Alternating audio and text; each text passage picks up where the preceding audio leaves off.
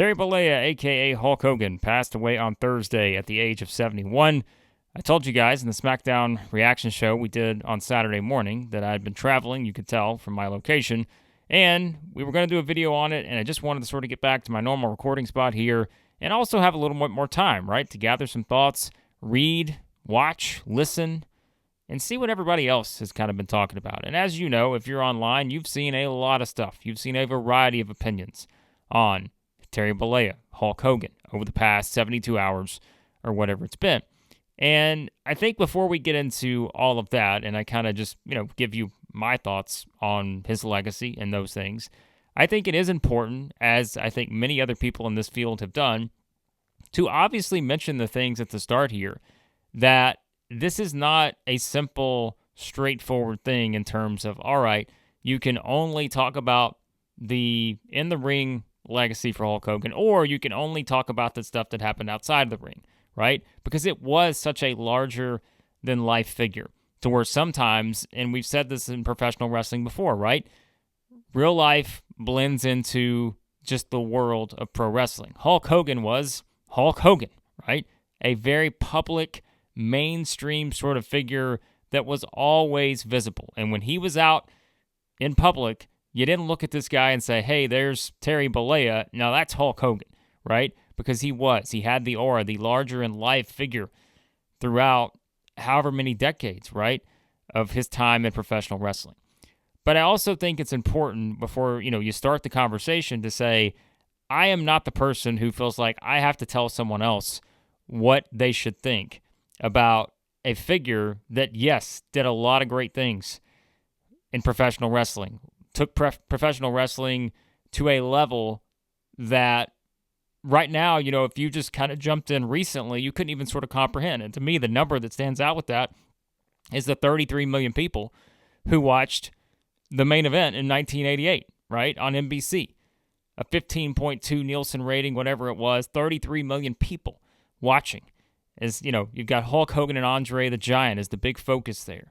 And so I think when you look at it from that perspective, yes, obviously all these contributions, and we will talk about some of them when we go into, different memories and all those things.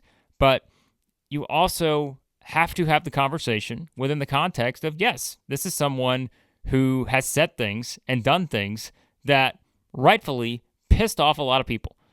And I think it's just something where you can't just have one without the other. They do tie together because even though it's wrestling and even though it's just Hulk Hogan, these are things that sometimes just simply blend together, right?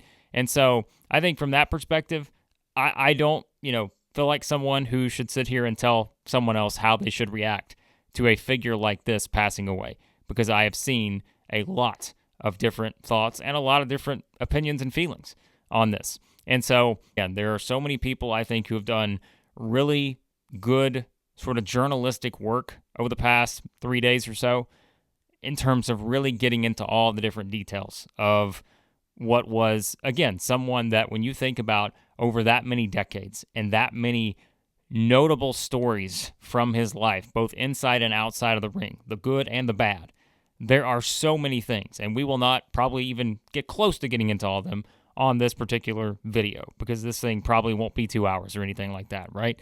So, as you guys know, I've brought up John Pollock before at Post Wrestling.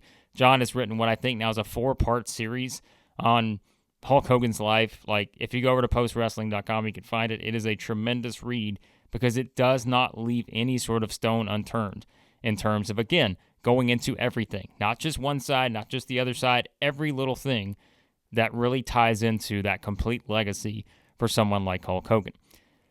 For me, like I said, it is something where, when you think about professional wrestling, obviously, I mean, the first thing I can remember is Hulk Hogan, right? I mean, we're talking back in the 80s where you're thinking about, okay, what is this thing that I'm watching on TV, and who is this guy that's got the yellow, he's got this mustache, he's tearing off his shirt, he's got this really cool music, like, it's just all those different things, and that sort of leads you into, all right, I kind of like this. This is something that I can get into, and then you see the rest of it, and you see all these different, larger-than-life figures, because it was a time when that was sort of the main thing, right?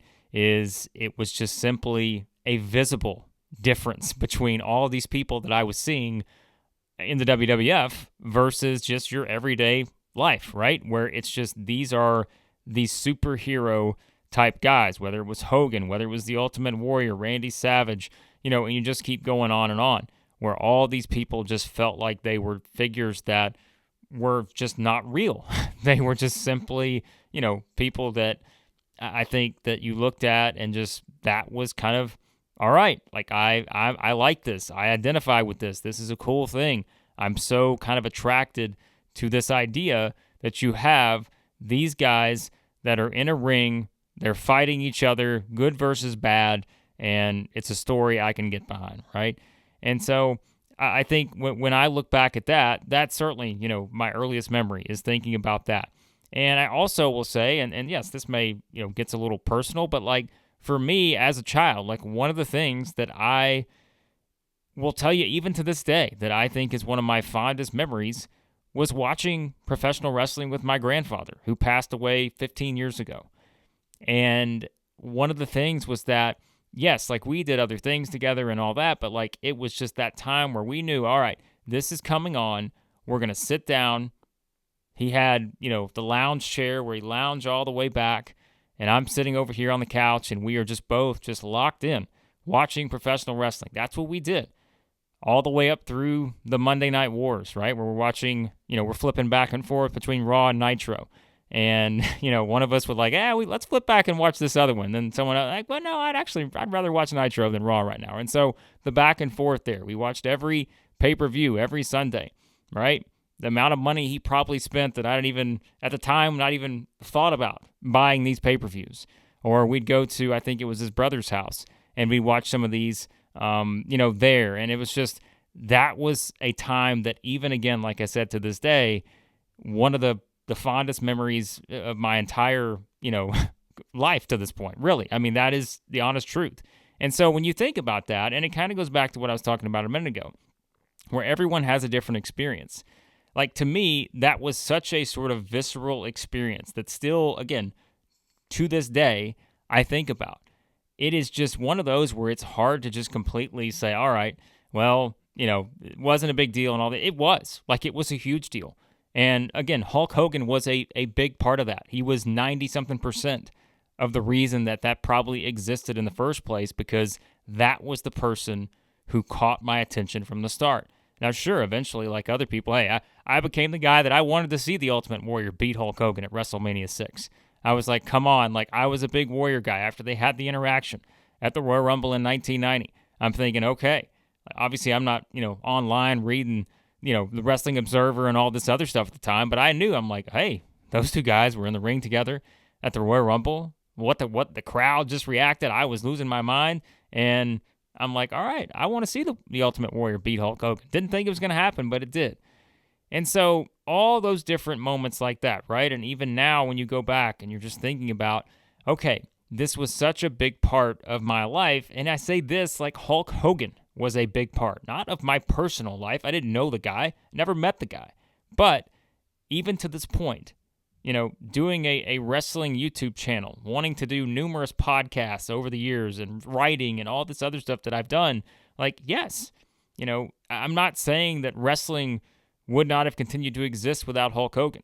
But when I think about my personal wrestling world and kind of what it became, absolutely. I mean, that was the starting point. And I know I'm not the only person who would say that or has said that. I've seen that a lot of places online over the past couple of days, is that this was where so many people got their start. And like I said, yes, the business has evolved over the years. No one's going to argue the numbers now versus what they were, like I mentioned, when 33 million people are watching in 1988 on NBC to see Hulk Hogan and Andre the Giant.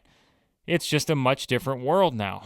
But if you just think about the heights and everything that sort of led to that point, I mean, this was the guy that drove that. And yes, Vince McMahon, another figure that is not easy to talk about these days, was responsible for that combination, helping put together something that obviously led wrestling in a direction that, how could anyone sort of envision that exact situation happening? And yes, it did not come without its cost, right, of other territories and other promotions and all that whenever, Vince decided they were just going to take over the world, basically.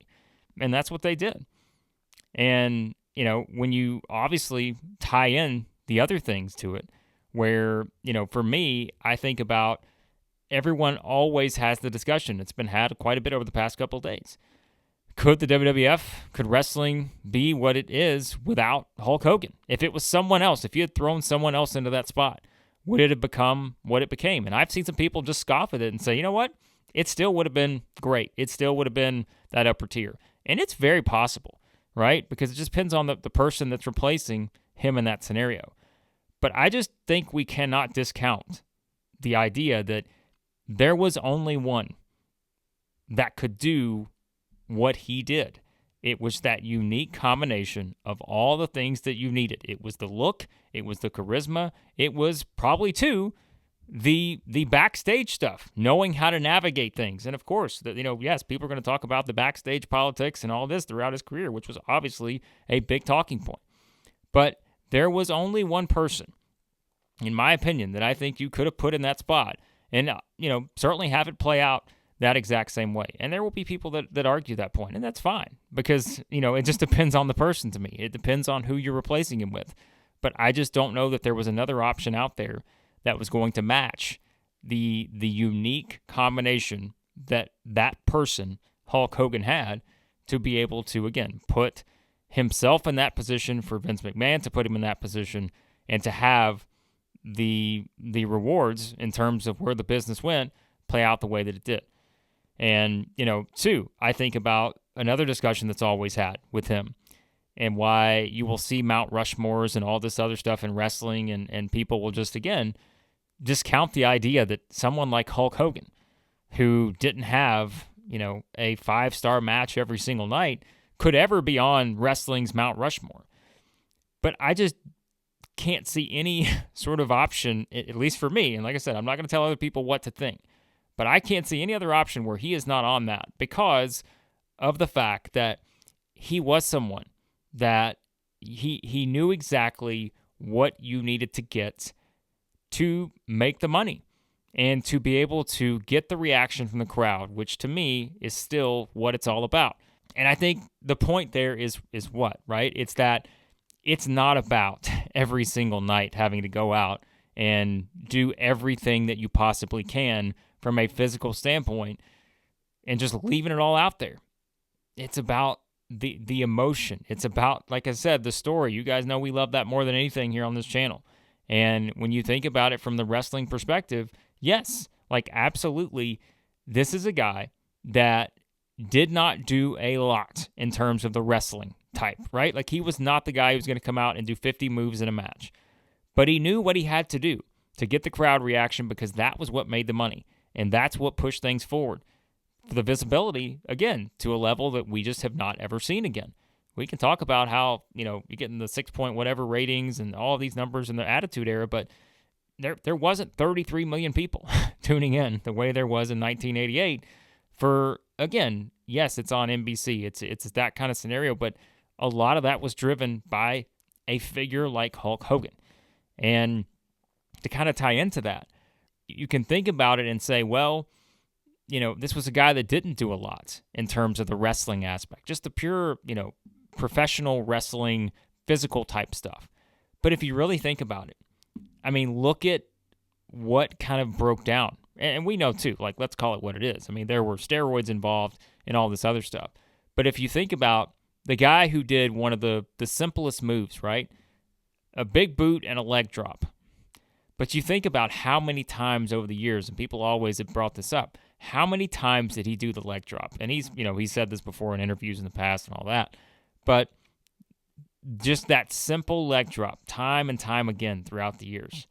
For anyone who wants to say, well, come on, it's wrestling, it's fake, these guys don't ever get hurt, this is all nonsense. We all been there, right? We've all heard that at some point in our lives from someone. Point no further than the fact that a guy who just simply did a leg drop, how many times, over and over again, every single night, for how many years?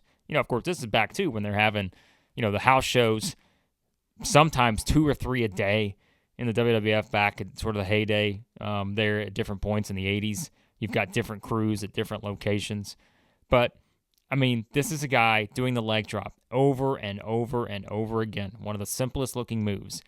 And you think about the toll physically that took for all those years. I mean, it didn't matter. Like, that's wrestling, because it's not guys who are just out there on a trampoline, guys who are out there just fighting on pillows, right? Like, the ring, the mat, it's a real thing. And I think that, too, kind of points to this was a guy who put himself in a position where he knew he didn't have to do everything, but yet still, it's professional wrestling. And it was a grind physically, not just being in the ring during that period, right? But also just think about just how many days of the year that you're on the road doing that. And that was something that obviously was prevalent during sort of his top part of his era.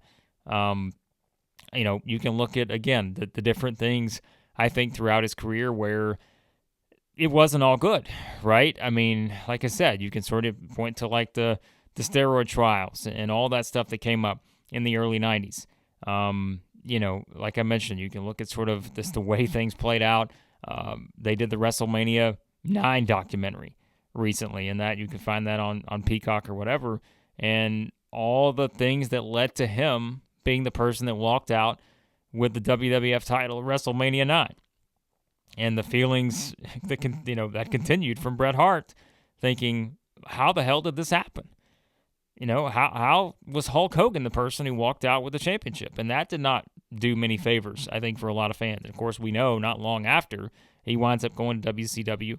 And, from there, you get to the point where, hey, I mean, this is the NWO, the heel turn happens, and that sort of changed the business too at the time.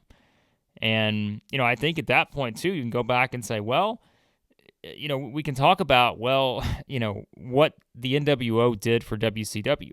But I also always bring up the idea, what did the NWO do for the WWF?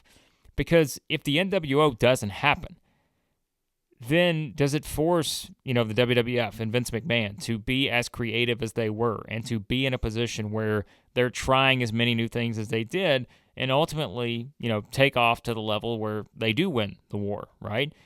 It doesn't, competition, like that's what it's all about. I mean, why were, WWE getting knocked the way they were in the early 2000s? They had no more competition. And so there were times where it's like, it's just sort of a creative lull and you just didn't necessarily feel that you were threatened. And you could absolutely see that in the product over the years during periods like that after WCW no longer existed. But at that time, when you see that Hulk Hogan has gone from being the biggest babyface in this era of wrestling history to then becoming the biggest heel in that era of wrestling history, what do? I mean, you have to come up with something that works, and you have to find different ideas, because do I think the WWF would have went out of business? No, not necessarily. I don't think that would have happened, but that did. It put, kind of a new spark into them to try to figure something out. And eventually, we know they did. I mean, they landed on a pretty good thing in Stone Cold Steve Austin. Obviously, you had the stuff that went down with Bret Hart and Shawn Michaels and all that. You get the new stars that came in, whether it's The Rock, whether it's, Triple H became a star, The Undertaker, Mankind, and just keep going on and on. But, I mean, that was an era where by having Hulk Hogan do what he did, and I also want to bring up that idea that I know people say, well, you could have put anyone in the NWO, and, maybe if it would have been Sting or if it would have been someone else, it could have still been very effective. Of course it could have been effective. But, just like I said a minute ago, if you put someone else in that spot, not named Hulk Hogan, you're just not getting the same sort of impact. And I think ultimately that's what it came down to. It had to be him. And they knew it, that it had to be him. Because, yes, like the Sting thing would have been new, it would have been different, but it would have had nowhere near the level of mainstream impact that it was with Hulk Hogan, because he was the mainstream name. He was the guy that was Thunderlips. He was the guy that, was tied in with Cyndi Lauper going into WrestleMania 1 and like all this other stuff. Like he had become something that no one else, even Steve Austin at his height in the Attitude Era, where you're getting these record ratings and all this other stuff, there just was no one that could match the mainstream level of just, complete attention that a guy like this could.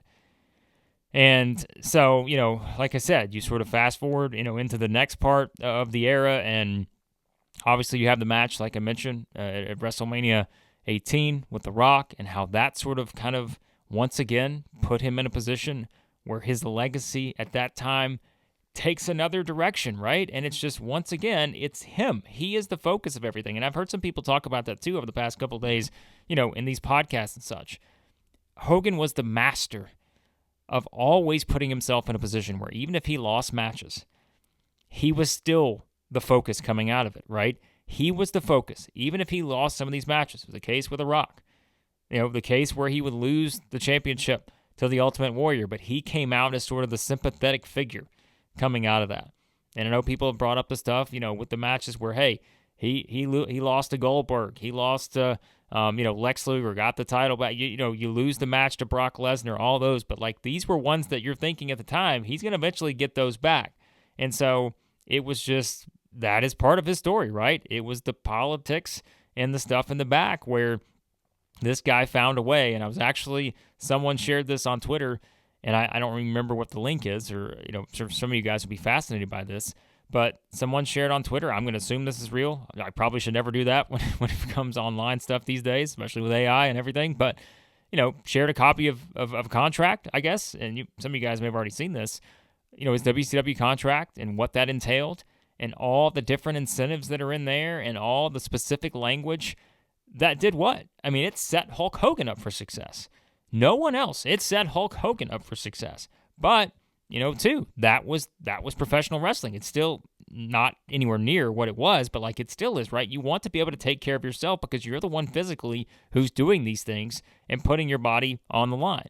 For him, it was more about probably, I'm sure, protecting the star power and all this other stuff. But he was a very savvy person when it came to the backstage part of it. And there's no question that all these things I've mentioned, it's always going to come up because that was part of the legacy where you could hear, hey, that doesn't work for me, brother. And all these things, right? People still make those kind of jokes and everything when we talk about stuff in wrestling these days. And so it just, that's what I said. This is such one where you could, and I know some people have already started going through these however many part legacies. That could be hours upon hours upon hours of things that you could go into. And I think that's where, for me as a fan and someone who got into this, that was the starting point. And just to see all the twists and turns along the way for a guy like this. And, it's just, you're just never going to find anyone else with a story like this, right? Just thinking about all those twists and turns. I mean, you couldn't even, well, that's a Hollywood story. I don't even know how it could be because this is just, and I did see somewhere that they're working on a docuseries that apparently is still going to come out at some point that they're working on it, maybe in WWE and Netflix or something like that. So I'm fascinated to see what that looks like because can you imagine just trying to be able to put this guy's entire life into a 3 or 4 part series? I don't know how you could possibly do it. There's no way. You'd need 20 plus parts to be able to accurately probably tell the story of Hulk Hogan if you really wanted to get into all of the different things throughout, again, 4 decades or something. I mean, it's just, it is quite frankly unbelievable because you're just, again, not going to find kind of that sort of story anywhere else because you're just not going to find a figure, I think, over the past, 50 to 75 years, whatever time frame you want to put on it, that simply could match the level of stardom and the mainstream appeal that Hulk Hogan did. Yes, The Rock has become, one of the biggest, if not the biggest movie star in the world and all these things, but like, just from a wrestling standpoint, this was just a guy that transcended so many things and took it, to a level individually that we had not seen before. Now, again, you can make your arguments about the business and all this other stuff, but just individually, there was no one like him. And I mean, really, like I said, that's where when you start to look back, and I know everyone, will talk about favorite memories, favorite matches, and all this other stuff. I mean, it's almost like take your pick on that because it felt like every single time that this guy was in the ring, it was different. And yes, there were points where it started to take that dip. Like I mentioned, go back to 93 or whatever. That was not the Hulk Hogan that a lot of people were used to. Fans had gotten tired of the same old thing. But, the guy that proved he could reinvent himself, and the NWO thing certainly helped, whenever they got to that point. But I just, I mean, there are so many things, like I mentioned, I've gone back recently, and, I always watch a variety of stuff outside of just the current wrestling that's going on. Two of the things I've been watching more than anything, maybe over the past little bit, has been the early 80s WWF type stuff. We're talking back, back when you're doing the championship wrestling, which is still on, Peacock or whatever. Probably won't be there if they make the switch from Peacock. I can't imagine WWE is going to have a lot of those episodes. I'm probably the only one watching them right now. I recently watched, one from 1980 or something, where Hogan still had Freddie Blassie as his manager, and he's taking on 2 or 3 guys, just kind of showcasing his dominance there. But, I'm also watching stuff from TNA Impact whenever Hulk Hogan and Eric Bischoff joined. So you think about the different extremes. One that ultimately led to, unparalleled success for the WWF. And then the other with TNA that just simply did not work, right? And I mean, I think about a guy who found himself in that position so many times, and I said this to, someone the other day. I'm like, it was the when in doubt, call Hulk Hogan. Why? Because that was what worked for a lot of people. That was their reference point of what worked, was how can we try to recapture that magic, right? And that's even with the relationship that Vince McMahon and Hulk Hogan had over the years, which was not always pretty. They, both admit it. It's just when you have two guys like that, it's never going to be a perfect relationship. But when in doubt, call Hulk Hogan, because he had a proven model of success that worked. But as always, times change. And, what worked from what I watched back in the early 80s that eventually led to the start of Hulkamania. You get WrestleMania 1 out the door. You get the success of WrestleMania 3, and you just keep going from there. I mean, it wasn't going to work in TNA Impact in, the mid-2000s. Like, it wasn't. It was a different time, different era. But, hey, why not try it? Because it's this guy. Because he's the guy. And so I think that clearly, like I said, is something that was on kind of my mind, and just the variations throughout the years of just seeing what a difference it was. But I mean, that is kind of too something that you can tie into the more recent stuff. I mean, here's a guy that obviously made racist comments, and like I said earlier, how could I possibly blame anyone for being pissed off or just looking at him in a completely different way?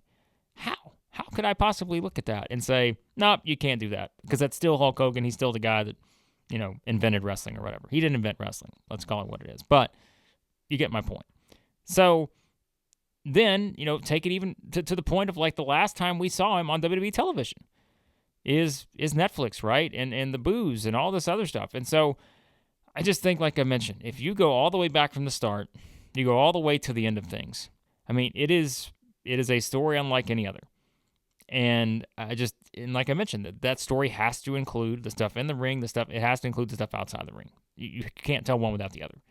And I just think it's absolutely a story that there will never be another Hulk Hogan. There will never be someone, I think, like that, like I mentioned, is, for me, like I said, I look back and I just think, how different would it have been, right? Would I be as into professional wrestling? Would I be watching random episodes of 1980 WWF Championship Wrestling, or Superstars, or Tuesday Night Titans from 1984 or 1985 or whatever right now? I probably wouldn't. I probably wouldn't, because that's just, that's where it all started for me. And I know, again, I'm not the only one. And I think back to all those things, like I mentioned, in terms of, the years where I'm watching wrestling with my grandfather and, Hulk Hogan, and like, that was just such a moment that is still in my brain that I just am like, man, those were the days, right? Those were the good old days. And it all ties together. So it's like, all right, yes, I completely look at it and think, man, what a just sort of mind warp it can be when you think about just the overall legacy of this guy and some of the things that he did to tarnish that legacy.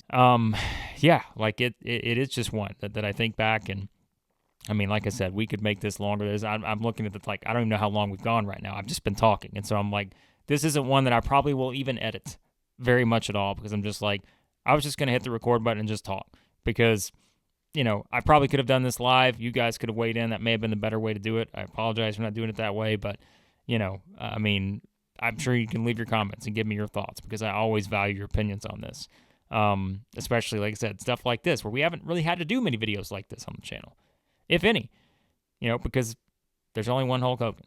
And like I said, it is a conversation that I think is just one that could go so many different directions. And it is one, like I mentioned, that I'm sure I could still talk about for another hour or two, and maybe we will in a second part or something like that. But I know some people were asking. We put out something, hey, what are your sort of big favorite memories or whatever. I mean, to me, I'll give you just quick ones off the top. I know because people are interested in this. Had some people ask on Twitter and such. Because again, it's going to be talked about. Whether it should be the main theme or not, I don't know about that, but it is going to be talked about, and this is probably the time to do it. Favorite matches, favorite, memories or whatever. Well, look, I'll just quickly rattle them off. I mean, if you're talking favorite matches, yeah, I think that for me, WrestleMania 6 versus The Ultimate Warrior, was it the best match ever? Maybe not, but that is the one that probably stands above all for me, just because it was at a time, like I said, that the impressions that it made on me probably, put me where I am now in terms of still having that type of that love for wrestling. I mean, I'm not, that's honestly probably what that match did. And so I'd probably still put WrestleMania 6, him and the Warrior up there. After that, I mean, sure, you're probably going to WrestleMania 18, I think, with The Rock. I've got to put him and Andre in 87 in there, just because, like I said, I don't care how many star ratings it was given or anything like that. It had nothing to do with star ratings. Like, that's a match that just, please, we should never discuss what a star rating is for Hulk Hogan and Andre the Giant. That's not what it's about. And so I just, that one is probably going to be up there in my top 3. But in terms of matches, and I don't even, it's interesting because I'm like, I don't really know that I would put the match they had at WrestleMania 5 in there or not, and within like my top 5, maybe even top 10. But there's no better story, in my opinion, than the Mega Power storyline. I think it's still, to this day, it's just one of a kind. I don't know that, like I said, you could ever duplicate it. At the time, it just, if you were not in it, if you were not living that storyline, like it's hard to imagine just how good that was for that time, right? And I still think if you go back and watch it now, I mean, it is unlike anything else. I just think the story was unbelievable with him and Randy Savage, and of course Miss Elizabeth tied in, and all that. And so I think that's probably, in terms of like favorite moments, memories, whatever. Certainly you have to throw in the heel turn at Bash at the Beach 96. Some of the more underrated matches. I mean, look, guy had good matches with Kurt Angle, like I said, the Brock Lesnar stuff. Ones like that. I mean, even the team with Edge I thought was pretty fun, right? I mean, you've got him teaming with Edge and they win the tag team championships and all this stuff. Like, this was it was a bizarre period. And also I'm like, the Goldberg match, was that one a classic? No, but you're talking about the Georgia Dome in Atlanta. That many people are in there to watch Goldberg versus Hollywood Hogan for the WCW title. I mean, you have to put that one up there just because you're not going to find another atmosphere like that. In that setting, for that moment, it was so unique. So that there are so many, like I said, you could go to, but I don't even know what else to add. Like I mentioned, I think I've said pretty much everything that probably can come to my mind right now. But I want to know, again, what you guys think, because I know that, like I said, everyone's going to have a different opinion and everyone's going to have a different experience based on what their experience was and how they consumed Hulk Hogan inside and outside of the ring. And like I mentioned, I think both have to tie into the conversation. But, that will be a conversation that will continue to be had, I think. It doesn't just end. It will continue to be had. As you look back at someone's legacy, that's not just going to stop. It's going to continue to be talked about. And so, for me, this was just a way to hit the record button, talk about, like I said, sort of what I've seen, give you my thoughts on kind of the history. I'm sure I'm going to, stop this video and I'm going to say, man, I forgot to say this, I forgot to say that. It's just, that's the way it works with these kind of things, right? Because like I said, this one's unlike any other that I've probably ever done in terms of a video perspective. So, It's one that this was a big, big part of my childhood, a big, big part of my relationship with my grandfather. And, it's one of those that, yes, like that's a personal thing that probably other people had. But for me, like that's unique to me.